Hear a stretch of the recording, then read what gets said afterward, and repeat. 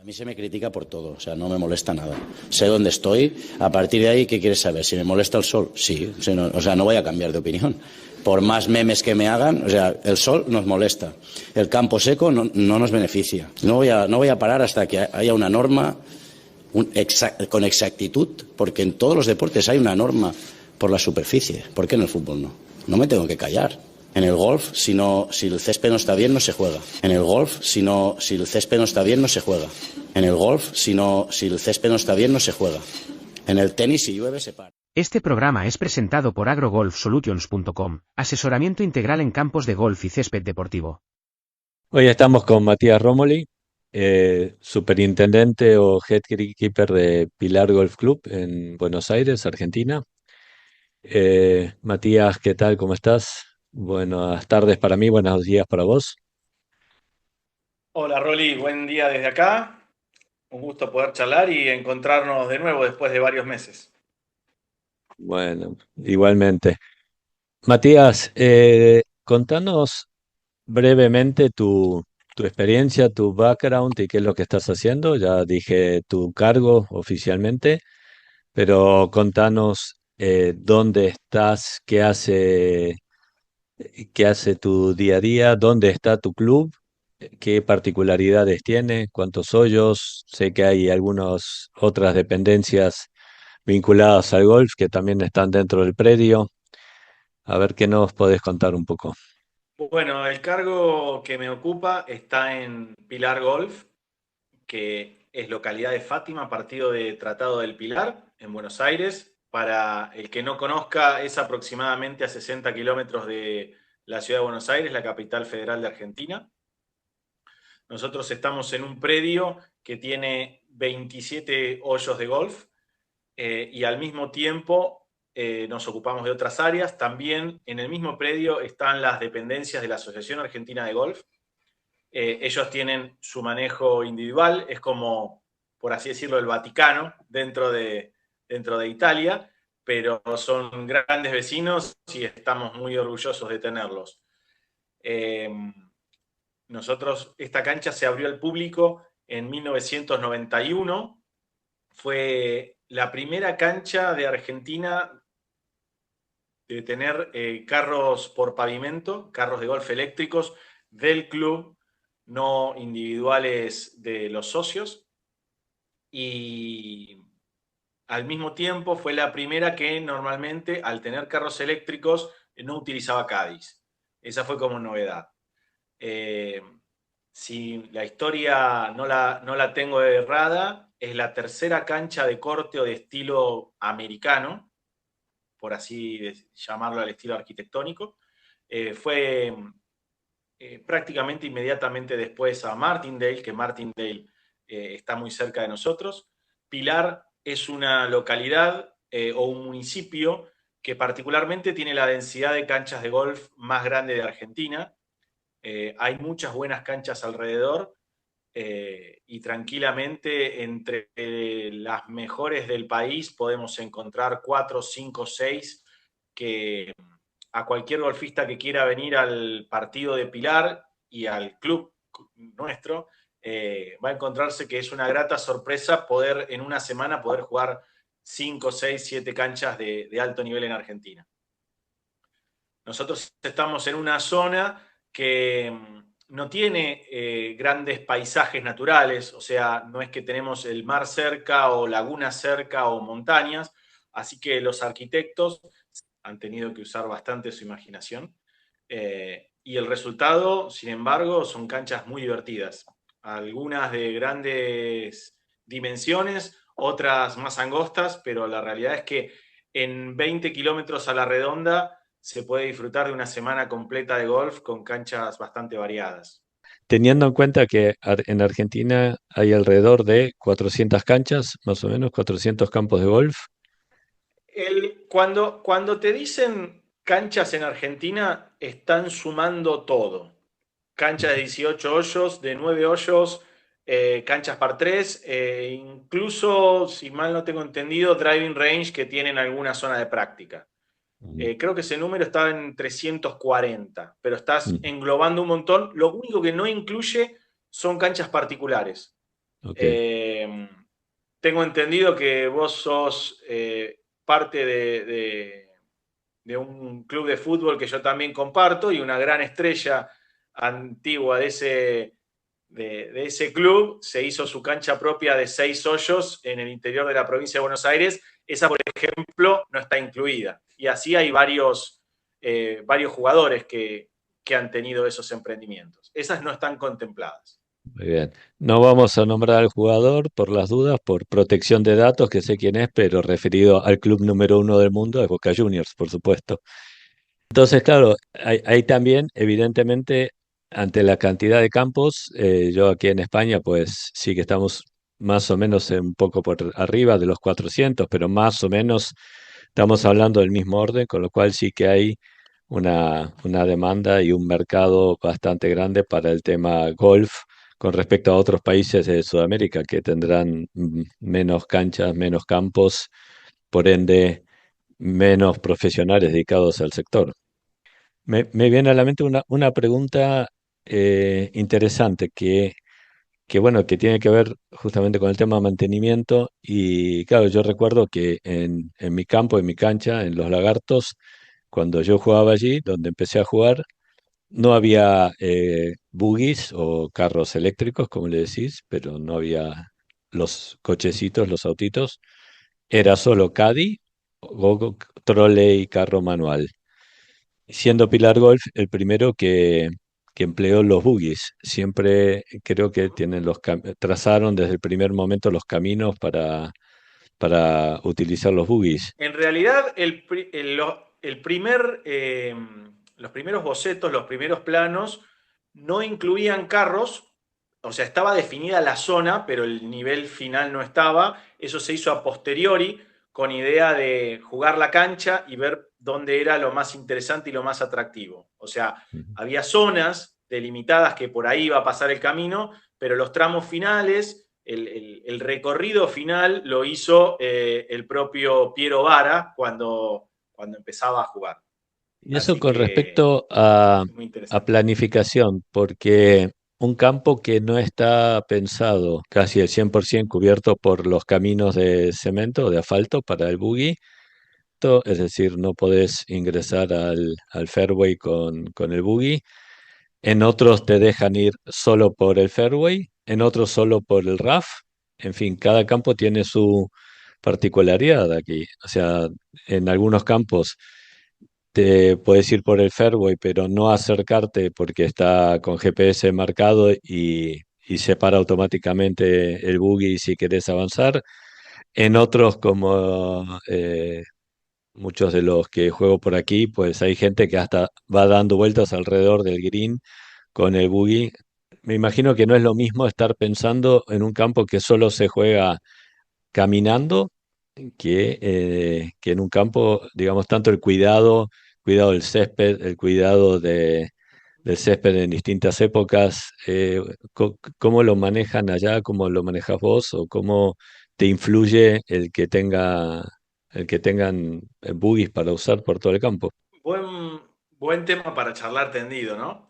Eh, Primero parte de un gran grupo que es, cada campo es difícil compararlo incluso con el de al lado. ¿Por qué? Porque vos tenés dos campos enfrente uno del otro y no es lo mismo, no es el mismo mantenimiento que tiene tener carros eléctricos o buggies o hacer caminar, jugar caminando o con trolleys. Eh, el auto, el carrito, tiene un peso, más dos personas que en promedio pueden estar pesando 80 kilos y la compactación es muy grande y también importa cómo está construido ese campo. No es lo mismo que el shaper haya trabajado con tierra y hayan sido movimientos de push-up que con fairways de base de arena. Hay un campo que está muy cerca de acá, que es Nicklaus Signature, que los fairways son de 30 centímetros de arena, o sea, están jugando arriba de un green, con lo cual la compactación es mucho más baja que donde estamos nosotros. Y el uso continuado de carros, obviamente sin un trabajo en el medio, genera que cada vez el césped esté más aplastado, el lie de la pelota sea cada vez más pobre. Y bueno, eso lleva a tener nosotros que hacer distintas tácticas para poder ofertar un buen descanso de la pelota. ¿Cómo hacemos eso? Y, por ejemplo, nosotros antes del otoño empezamos a subir la altura de corte. Nosotros ya estamos en la última semana del verano, con lo cual a partir de la semana que viene empezamos a subir la altura de corte, porque el paso continuado de carros imita como si nosotros estuviéramos cortando más bajo de lo que realmente estamos cortando. ¿A qué voy con esto? Disculpa que te Nosotros interrumpa. ¿Qué variedades de césped tienen en tu campo? Nosotros tenemos Bermuda Grass 419 en Tees, Fairway y Rough. Y tenemos Bentgrass, Agrostis estolonífera, variedad L93 en los greens. Con lo cual tenemos tanto césped de temporada cálida como de temporada de invierno. Esto es similar a un clima similar a lo que podés llegar a encontrar en Carolina del Sur, Carolina del Norte. Es una zona de transición, propiamente dicha.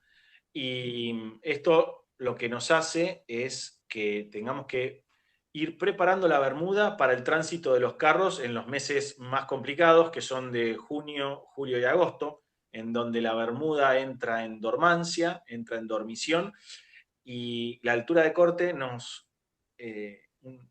permite que el pasto entre en esa dormición con reservas suficientes para poder soportar los 3 meses del invierno, que a veces vienen muy lluviosos, y eso hace que cada vez que el carro salga a la cancha aplaste aún más el pasto, se compacte más. Y bueno, no es lo mismo que una cancha de golf tenga 400 salidas semanales a pie que tenga 400 salidas o 300 o 500 repartiéndose un 100% en carros, un 75% en carros. Cambia mucho. No solo la génesis del suelo donde se hizo la cancha, sino cómo está.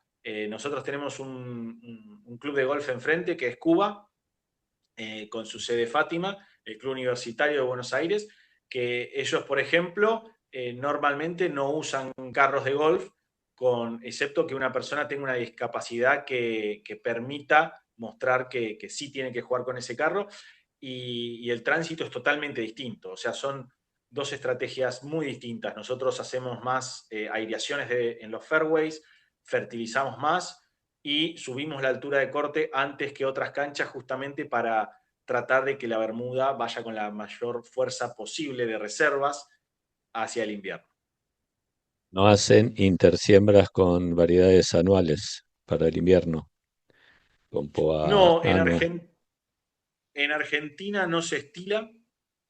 Es una erogación económica muy importante. Hasta donde yo tengo entendido, solamente un club en otro distrito lo ha hecho una sola vez, pero la resiembra o intersiembra solo se hace en canchas de fútbol, rugby, y en golf se reduce a las zonas de los tees, la plataforma del driving range y demás. Ujú. Ahí, hablando de la erogación económica, porque esto es un poco para comparar también con los greenkeepers y aficionados que nos escuchan de otros lugares. Básicamente la erogación económica, como decís, los costos en Argentina habitualmente son en dólares o los tenemos muy dolarizados, tanto en el tema maquinaria, son a precios internacionales, por así decirlo. Los fertilizantes son commodities que en algunos casos, si son de producción nacional, pueden estar un poco más baratos que los importados, pero por lo que yo he visto, los green fees no tienen precios internacionales. Entonces, los costos sí, pero los ingresos no, lo cual debe ser una presión un poco, digamos, no es tan habitual poder cobrar un green fee a visitantes de 80, 120 o 180 euros en Argentina, ¿o me equivoco? Normalmente, si los costos de green fee son para handicaps nacionales. Si uno no tiene handicap nacional, se cobra un valor como extranjero. Mm. Pero incluso un argentino, si no tiene handicap nacional, se le cobra como extranjero. No es un tema de nacionalidad, es un tema de llevar el handicap nacional. Ujú. El handicap nacional, como vos decías, abona valores que no coinciden con el resto de la industria mundial. Todos nuestros costos, excepto cosas muy puntuales y chiquitas, son en dólares. Llámese fertilizantes, agroquímicos, repuestos de maquinaria, repuestos del sistema de riego. Todos esos costos están dolarizados. Y en cambio el green fee está en valores de pesos argentinos y está a niveles de pesos argentinos muy competitivos. ¿Qué estamos hablando? Que en Argentina uno puede jugar Pilar Golf por $30 o menos. Una cancha Niklaus puede jugarla por $35, quizás, depende del día.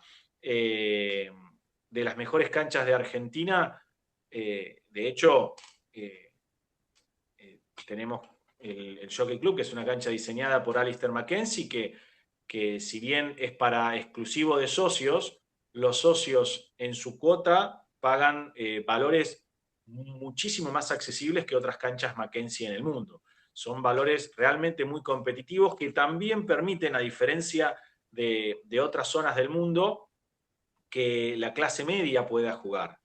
Es muy interesante ver eso y ver el contraste con otros países que no es normal en la región. Eh, la pequeña sociedad del golf en Argentina, pero que es muy fuerte, y como te decía anteriormente, de a poquito está creciendo, perdón, no de a poco, siempre está creciendo a pasos que son los que corresponden para tener un crecimiento sostenible y no se ve en todos lados. Esto es, como estamos en Argentina, es más similar a algunos países de Europa, en donde uno, si tiene un pequeño comercio a la calle, puede acceder por 10, 15, $20 a buenos campos de golf. Pero también esa posibilidad de que se da a que esté abierta al público también es un limitante en cuanto a presupuestos. Eh, si no sería no solo comparar campos uno enfrente del otro, es difícil, sino ni hablar de campos en España contra Argentina. Por simplemente una cuestión presupuestaria, los valores son muy distintos y las formas de cómo encarar esos presupuestos es muy distinta. Por ejemplo, en alguna determinada zona de España, si están con una restricción hídrica, bueno, tienen que evaluar eso y calculo que no será lo mismo la zona de Marbella con, por ejemplo, la zona de Galicia, solamente estamos hablando de cuestiones hídricas o o la zona de Valencia.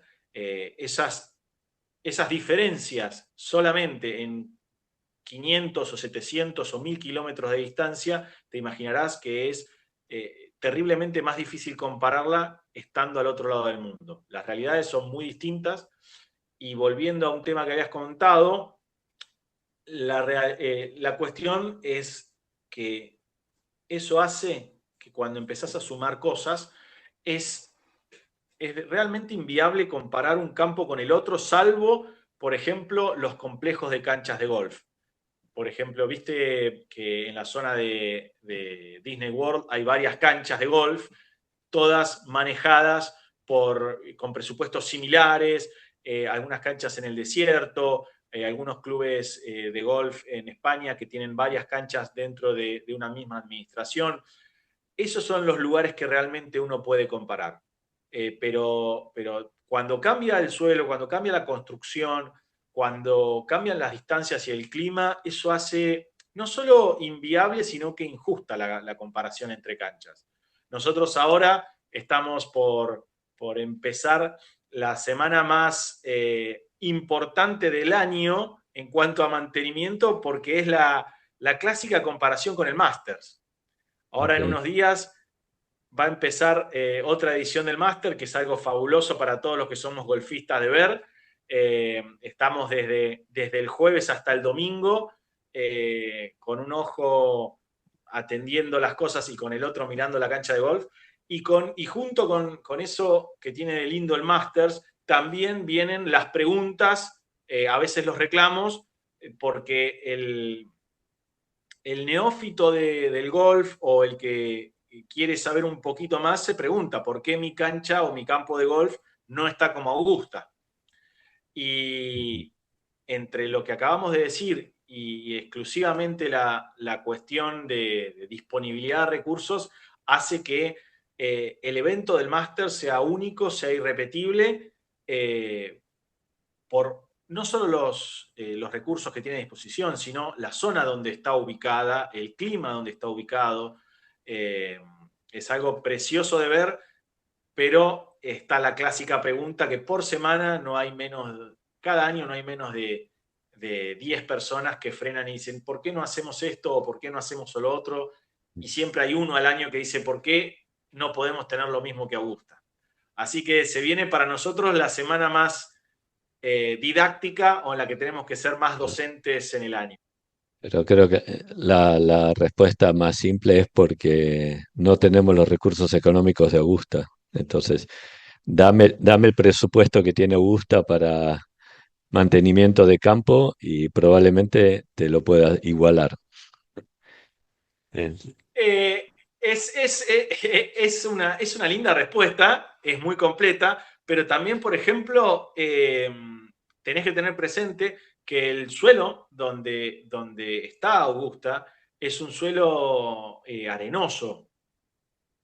No es una playa propiamente dicha, pero es un suelo con un porcentaje de arena muy elevado que permite, por ejemplo, que sea muy difícil, además de que tiene un grandioso drenaje, la cancha, es un terreno con muchos desniveles naturales, es una cancha en donde ya el suelo, independientemente del clima, ya el suelo ayuda muchísimo a la presentación del campo. No es lo mismo estar en una zona deprimida con bajo escurrimiento, con un porcentaje de arcillas muy alto, con porcentaje de sodio, para los que les gusta la química, de sodio, de potasio muy alto, en donde el agua está retenida por la tierra en forma muy elevada, que con un suelo de base de arena. Ya donde está Augusta es un terreno muy, muy propicio para las canchas de golf. Con lo cual, por ejemplo, a mismo presupuesto, no es lo mismo lo que podría llegar a ser el mantenimiento en Augusta, que es el mantenimiento, por ejemplo, que se podría ver en Tipis y Sogras, que es una zona pantanosa. El mantenimiento es distinto, incluso a misma cantidad de presupuesto, sin profundizar en esa cuestión, ¿no? Cada cancha de golf es muy difícil comparar con la otra, por lo que dijiste vos de tema de presupuestos, pero también por el tema de la cuestión climática, ¿no? Y de suelo. Y en el caso concreto tuyo de Pilar Golf, ¿qué es lo que se lleva el mayor porcentaje de costos? Eh, agua, o sea, riego, maquinaria, personal. Se reparte entre mano de obra y maquinaria. Eso, sin lugar a dudas, lleva el mayor porcentaje de los costos. Matías, hay una cosa que me parece muy interesante para que nos cuentes. Sé que estuviste de greenkeeper en los Juegos Olímpicos. Yo te conocí personalmente en el Open en Irlanda del Norte, en Portrush. Eh, qué anécdotas? O sea, la primera que se me ocurre para que nos cuentes recuerdo cuando estábamos sentados en el par 3, creo que era el hoyo 16, que hay una zona en el antegreen que recoge todas las bolas que no llegan al green o incluso que llegan al antegreen y de donde los jugadores, por supuesto, practicaban el approach al green, que si consideramos 2, 3 días de prácticas antes del torneo, era una zona que quedaba bastante pelada evidentemente los pros, cada approach que sacan de ahí sacaban un divot o una chuleta bastante importante. Y me habías comentado los problemas de recuperación de esa zona. Contamos cómo es eso, cómo lo hicieron, qué tipo de césped era, qué era lo que pasaba, porque hay cosas que uno va el día del torneo y da por sentado de que todo está bien, pero no saben lo que pasó los 3, 4 días antes en las prácticas. Bien, el césped base de Royal Portrush es festuca roja. Esa especie se comporta muy distinto a lo que vendría a ser el pasto bermuda, que el pasto bermuda crece y se expande lateralmente mediante estolones. La festuca es una planta individual que se comporta muy parecido salvando las distancias, a lo que vendría a ser un ryegrass o una poa, que no se extiende lateralmente. Es una matita que se va expandiendo, pero eso ocupa un determinado volumen y una vez que alcanza ese máximo volumen se detiene el crecimiento. Con lo cual, si uno está haciendo un divot o una chuleta, la única forma de que ese pasto se recupere es agregando más césped. Y eso es simplemente colocar arena con semilla, y eso te imaginarás que no es el tiempo suficiente para que alguien haga una práctica un día miércoles y se recupere al día siguiente o incluso al domingo. Así que lo que se hace es, lo que se hizo para el Open en Irlanda del Norte, es zonas que sabía que los jugadores iban a practicar mucho ese tiro, se colocaban mallas, en Argentina lo conocemos como media sombra, o es un plástico, un polímero que se pueda correr fácilmente para bloquear determinadas zonas de juego. En Calamity Corner, en el hoyo 16, había determinadas zonas que estaban bloqueadas o que los jugadores sabían que no debían practicar o que si lo hacían no podían sacar divots. Son zonas que la recuperación por el suelo podría ser muy rápida, pero no así por la especie de pasto que es la nativa que están utilizando ellos. Fue algo muy interesante de ver, cosa que podría llegar a replicarse acá en diferentes clubes, por ejemplo, para lo que es los campeonatos del club. Eso con respecto a las zonas en el antegreen o lugares especiales. Lo que sí se hace en cualquier torneo es la semana de práctica se bloquean zonas en los tees de salida. Por ejemplo, ya sea abierto en la República de Argentina o en España o una fecha del PGA Tour, del Conferry Tour o incluso del LIV, se bloquean zonas en los tees para que los jugadores, si quieren los días de práctica, los días previos o si tienen Pro-Am, puedan jugar de zonas que después del campeonato puedan los oficiales de reglas elegir y jugar desde ahí. Eso se hace en todos los grandes torneos. Ujú. Ok. Y con respecto a, claro, en Portrush era un links típico. ¿Hay realmente otros recaudos, otra manera de trabajar del greenkeeper, eh, más allá de lo que vemos de son los rafts imposibles que hay o de los rafts nativos? El trabajo cambia mucho respecto a un campo como el que llevas en Buenos Aires. Eh, Dejando de lado los horarios, que obviamente uno tiene que entrar más temprano a trabajar, la diferencia principalmente es la repetición de los trabajos. En las semanas previas a un gran torneo,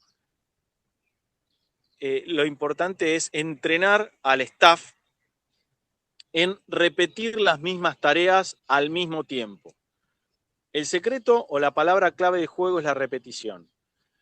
El personal que uno destina a corte de un fairway o a corte de un tee o a rastrillado de un bunker tiene que ser el mismo. ¿Por qué? Porque Juan no trabaja igual que José y no trabaja igual que Pedro. y es muy importante tener la cancha preparada para los oficiales de reglas que entran a la cancha, ya sea 5:30 o 6 de la mañana. Nosotros no presentamos la cancha para los jugadores. Uno creería que presenta la cancha para los jugadores. Uno presenta la cancha para el oficial de reglas, que vale como si fuera un jugador, porque si ellos ven un error hay que corregirlo rápidamente.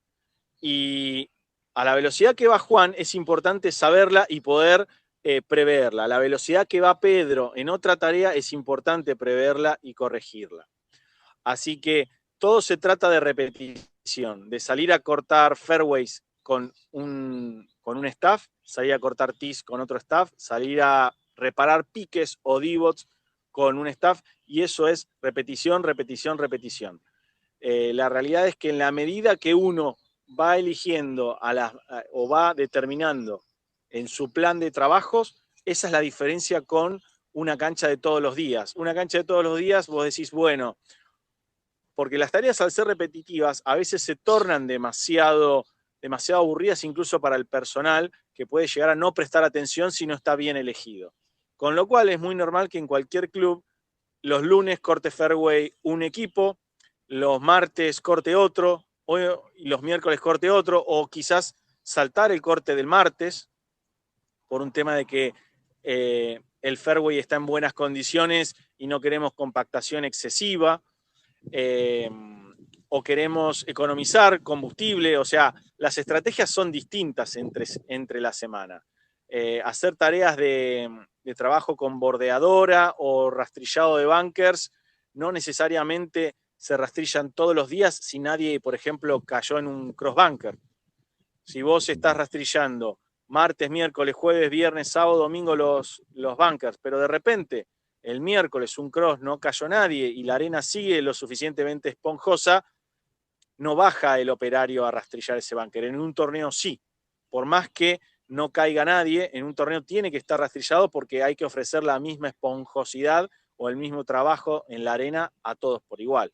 Con lo cual, la principal diferencia es repetición, es cantidad de cortes, rolado de un green, medir las velocidades, la firmeza en los greens, la humedad. Esas son tareas que las últimas 2 semanas son constantes, haya jugadores o no haya jugadores.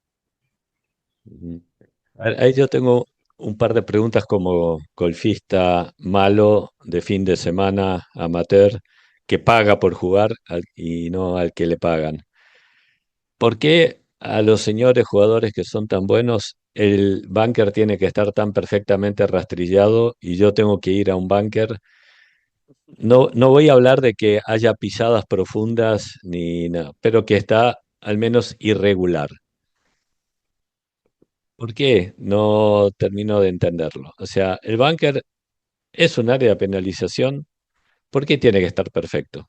Es una pregunta no tanto de Greenkeeper, sino un poco abierta y para debate, más de bar, pero tiene que estar todo bien, porque una cosa, cuando hablamos, bueno, más que green, de groundkeeping en fútbol, evidentemente el terreno de fútbol tiene que estar perfecto porque está en juego la integridad del jugador, de que no puede haber pozos, huecos o algo porque se pueden lastimar. ¿Por qué tenemos que tener los bunkers perfectos, por ejemplo? ¿Es por la tele, más allá de que se quejen los jugadores? Podés no responder, Es si no, una, sí, eh, es muy comprometido, pero es una pregunta comprometedora, como dicen en España, me estás preguntando si me tengo que mojar o no. correcto. Eh, Si yo querés, creo que es una... contame la opinión de un amigo tuyo que te lo haya dicho alguna vez, y lo dejamos pasar como que no es tu opinión, sino la de un vecino. Yo creo que es una buena discusión para dar. Creo que las canchas links tratan de llevarnos más a lo que es más natural, donde encontrar diferencias en las profundidades de la arena está aceptado. En cambio, en otro tipo de manicureo de la cancha no está aceptado. Son diferentes estilos para manejarlos. el jugador profesional, una de las cosas que más le importa a la hora de evaluar un campo es la consistencia. Llámese en velocidad de greens, en firmeza, en altura de fairway, dureza en los tees. Eso es lo que busca. ¿Por qué? Porque el jugador profesional lo que necesita es tratar de repetir el mismo swing, y diferente profundidad de bunker es lo que le impide.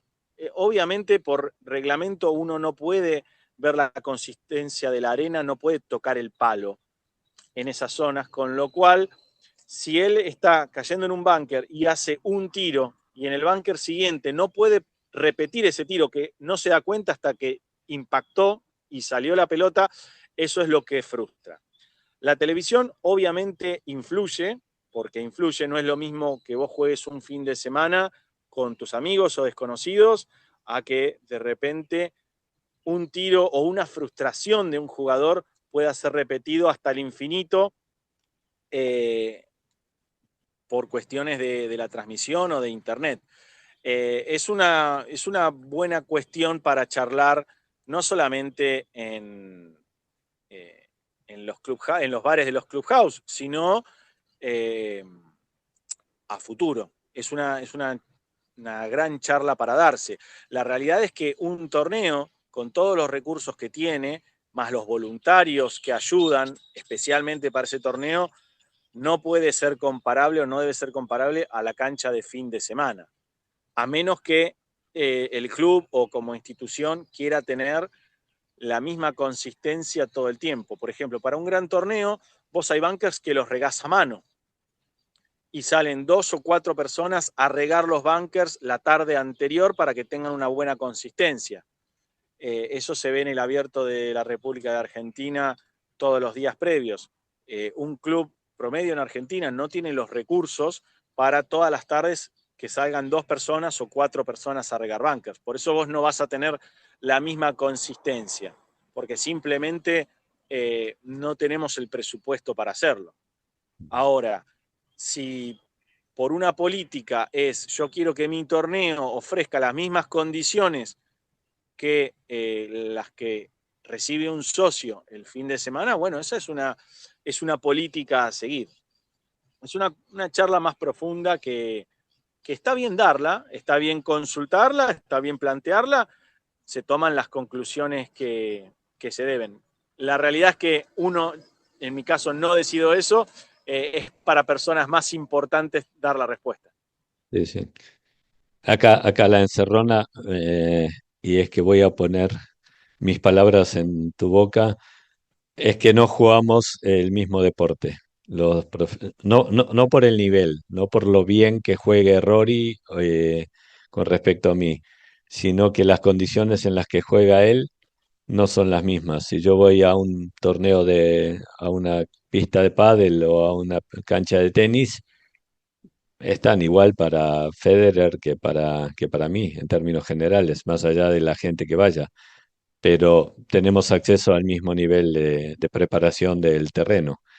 Y nosotros, los golfistas, creo que siempre estamos viendo cosas que hacen gente, pero en ámbitos totalmente distintos, porque tal vez hoy vaya a Royal Portage y no esté tal vez al 70% de lo que estaba para el torneo, me imagino yo, quitando, por supuesto que hay campos que siempre están a nivel de mantenimiento profesional, pero cuyos green fees pueden rondar los 400 o los 500 o los $700. Pero estamos muy acostumbrados a ver una cosa por la tele y después ir a nuestro campo y empezar a criticar, y eso es en lo que yo quiero hacer un poco de hincapié. Nosotros criticamos muchísimas cosas todos los fines de semana del mantenimiento del campo cuando eh, tenemos, no sé, entre 10 y 15, con suerte, en algunos campos de mayor presupuesto, 20 trabajadores, ya entre jardineros, greenkeeper, personal de mantenimiento, y no un ejército de voluntarios arreglando, digamos, cada parte del campo. Entonces, claro, hay cosas que empiezan a hacer ruido. La gente se queja del estado de los greens, no ayuda a arreglar un pique. Luego hay cosas que, preguntas que las que tengo yo siempre. Yo ya dejé de ir al putting green antes de salir al campo en campos que no conozco, porque nunca el putting green es igual a los greens. ¿Me equivoco o es una teoría absurda? Yo nunca veo que la rapidez, la Eh, velocidad, nada coincida con lo que veo después en el campo. Bien, te agrego una cosita más a la reflexión que hacías antes con respecto a los campos en general, Sí. que habíamos charlado mínimamente antes de que cambie de locación. No solo son los recursos que vos ves en un torneo, sino que esos torneos normalmente se juegan en la mejor época del año para esa cancha. Cuando uno ve la gira, por ejemplo, del PGA Tour, fíjate las fechas en las que se utilizan los campos que están en el desierto, los campos que se utilizan para determinados torneos. Siempre se elige o se trata de elegir la mejor época del año. En tu campo de golf, vos lo ves en invierno, en otoño, en verano, en primavera. Y ves lo bueno de cada época y lo malo de cada época. No solo vos cuando ves un torneo de golf normalmente lo ves, como se dice en Argentina a veces, a tope de gama, Ujú. que no solo lo ves en la parte presupuestaria en su mejor nivel, sino lo ves en la mejor época del año para ver ese torneo. Vos no estás viendo, por ejemplo, el Open en pleno invierno, que en algunas canchas podés tener piso totalmente completo por el agua, por lluvia o incluso por nieve. Vos lo estás viendo en la mejor época del año en cualquier torneo televisado del mundo. Eso influye. Y te Ujú. influye no solo en el juego, sino en lo que vos esperás ver. Eso por un lado. Para cerrar con esa idea que creo que es interesante. Después, que el putting green tenga condiciones distintas a la cancha es un error. El putting green tiene que tener las mismas condiciones. ¿Por qué puede no tenerlas? Puede ser por una cuestión de que eh, el presupuesto no da para poder tenerlo en las mismas condiciones, porque está en un circuito que está mal, pero es muy importante que el putting green tenga las mismas condiciones. A veces lo que pasa es que por alguna razón se menospreció la construcción del putting green y el putting green no está construido igual que el resto del campo. Si nosotros tenemos, por ejemplo, greens con USGA Expectations en toda la cancha y el putting green se shapeó en forma push-up, que es apretar tierra, subirla y tenerle solamente mejoras periódicas con top dressing, el putting green difícilmente tenga las mismas condiciones que la cancha a mismas labores realizadas. Por ejemplo, quizás esté mucho más húmedo o se seque más rápido que el resto de la cancha, o puede no tener a misma cantidad de cortes, la misma velocidad o la misma consistencia con respecto a la firmeza. Si el putting green vos no lo encontrás con las mismas condiciones de la cancha, es un error. ¿Por qué ese error se realizó? Bueno, habrá que investigar en cada caso. Pero sí es importante que si vos no encontrás esas condiciones y te interesa es consultar, porque muchas veces uno vive cosas que normalmente no sabe qué pasó o si tienen forma de corregirse en el corto plazo. Si vos tenés, a veces sucede lo contrario, la cancha es muy antigua y se hizo de green push-up y el putting green se hizo con USGA Expectations, con lo cual el putting green es más rápido. Ujú. ¿Por qué? Porque se hizo después, justo el club, por ejemplo, tenía más recursos, decidió hacer eso. Pero si vos cambiás el suelo, va a ser distinto en el putting green a la cancha. A menos que a largo plazo el club quiera pasar todos sus greens a eso. Te pongo, por ejemplo, te pongo de ejemplo, por decir algo, el Jockey Club de Argentina. El Jockey Club de Argentina tiene los greens con el movimiento original que diseñó Alistair Mackenzie para sus 36 hoyos, ¿no? Imaginemos que un día se quiere hacer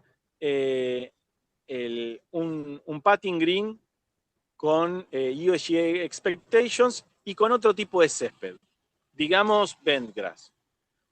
Estamos haciendo un green distinto con un césped distinto, que no es el mismo césped que tiene el Jockey, que es un césped que se llama Paspalum, que el fuerte de ese es el verano. El bentgrass, el fuerte, es el invierno. Estamos cambiando totalmente la relación de crecimiento del césped, la tasa de crecimiento, cómo se comporta con lluvia, sin lluvia, alturas de corte distintas, con lo cual el putting green tiene que ser igual al resto de la cancha.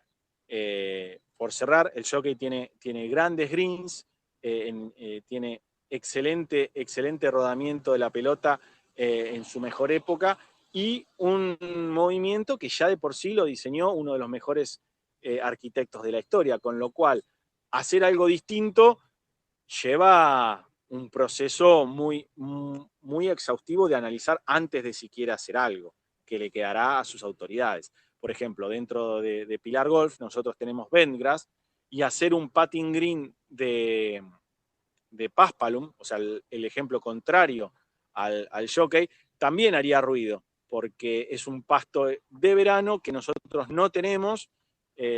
Sería simplemente probar algo distinto sabiendo que el jugador no lo va a apreciar. La zona de práctica, en la medida de lo posible, siempre tiene que tratar de imitar las condiciones de la cancha. Eso es como meta, ¿no? Ok. A ver, para ir cerrando, ¿tenés, por ejemplo, un par de cosas para decirle a los socios, no de tu club, pero a los de mi club o a los de mis clubes circundantes? Por ejemplo, señor de 25 de handicap, ¿tiene que hacer 5 swings de práctica en el tee de un par 3? ¿Querés decirle algo? ¿Tenés alguna opinión formada respecto a este individuo que deja unas trincheras cavadas, que supongo que para nosotros ahora estamos saliendo al invierno, pero con tis de Bermuda, que difícil recuperación? eh, ¿Qué te genera este tipo de comportamientos, digámoslo así? ¿Te pone ansioso, te pone mal o realmente no te genera ningún tipo de problemas? Hay una gran correlación, no sé de dónde viene, pero hay una gran correlación en ese estilo de gestos o de, o de no rastrillar los bunkers o de no levantar los piques, que muchas veces las personas que hacen esas cosas tienen una gran correlación con las que en mayor proporción se quejan del estado del campo. Coincido. Es increíble cuando por alguna razón estamos haciendo algún trabajo y estamos en los alrededores de un green o de un tee, todo el mundo levanta los piques, todo el mundo repone los divots con arena, swing de práctica es uno y al aire, pero uno se va durante un par de horas y vuelve y, como decías vos, para un solo tiro hay 2 swings iguales contra la plataforma, o sea, contra el tee box. De repente en el green aparecen 7 piques, aparecen los bunkers sin rastrillar. O sea, lamentablemente las personas son hijas del rigor, pero a mí lo que me llama la atención es esa correlación. Los que no cuidan el campo de golf son los primeros en quejarse, y para el alto handicap o el que recién está empezando, errar es humano, así que no hay inconveniente ahí. Nosotros estamos para reparar la cancha. Eso es muy importante tenerlo presente. Nosotros estamos para reparar la cancha y tratar de mantenerla en las mejores condiciones constantes siempre que sea posible. El consejo para esas personas es consulten por qué el campo está así, cosa que un muy pequeño porcentaje de los jugadores hace. Normalmente el jugador quiere llegar el sábado a la mañana, pegar y salir jugando, y después se pregunta o sea, no es que se pregunta, directamente se queja de por qué esto está así o lo otro, sin interesarse por lo que pasó antes. Mi mayor sugerencia es que se involucren en la parte social de cómo está el campo de juego y por qué, y qué pueden hacer desde su pequeño lado para armarse. Parte de nuestras tareas, ya sea como greenkeeper o como manager de greenkeeper, es hacer docencia y es trabajar codo a codo con la parte societaria. Así que parte de nuestro trabajo es estar disponible y ver las realidades. Quizás sea una cuestión de falta de maquinaria, quizás sea una cuestión de falta de personal, o quizás sea una parte de que hay un error en la organización de las tareas que hay que corregir.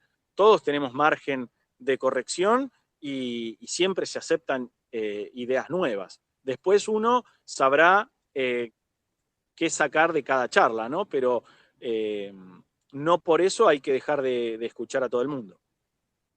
Bueno, y por último, este mismo señor José López, que hizo 3 swings de práctica en el tee del par 3 y llegó en su cuarto golpe al green, se encuentra contigo después de la ronda y te dice: hice 4 putts porque el green estaba lleno de POA. ¿Qué le decís? A ver, yo creo que si hizo 4 putts porque el green estaba lleno de POA, es una cuestión más mental. Obviamente la POA arriba del green es algo no deseado, hace que la pelota vivoree, pero estamos hablando que la pelota va a afectar en putts extremadamente largos el vivoreo. En putts de 1 metro es muy difícil que afecte, eso como primer punto. Como segundo punto, si tuvo problemas por la POA, lo va a tener en toda la cancha. Es muy difícil que esté en un green y no esté en el resto. Pero, por ejemplo, a esa persona que hizo 4 putts y dijo de la POA, la pregunta que debería hacer es, junto con su greenkeeper, es cómo podemos hacer para o elegir la estrategia de eliminar la POA, que es muy complicado, o de trabajar con la POA. Nosotros tenemos greens de bentgrass que tienen POA y hacemos trabajos para convivir con ello, porque más allá de que esté la planta en el green, nosotros lo que necesitamos es que la pelota corra bien y pegada al piso. Si uno quiere tener un green puro de una especie, una pastora pura, es buenísimo, es mucho más fácil de manejar, de mantener y de predecir el movimiento, pero eso es muy difícil de lograr. Con lo cual, lo mejor es tener estrategias, tener tácticas para poder tratar de que esa POA pase lo más desapercibida posible. Nosotros en nuestros greens tenemos, y excepto en un mes al año, a menos que vos seas agrónomo, no te vas a dar cuenta si tienen mucha POA, porque tratamos de ocultarla. No trabajamos en contra, pero tratamos de hacer que pase desapercibida. Ok, Matías, te libero porque sé que estás en plena faena. Te agradezco muchísimo y te voy a emplazar porque siempre quedan temas pendientes para una segunda charla. Cuando vos Sí, quieras, Rolly.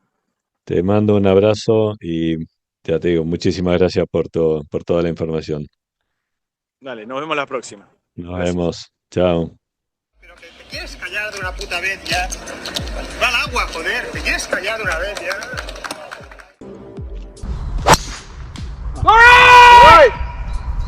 Wow.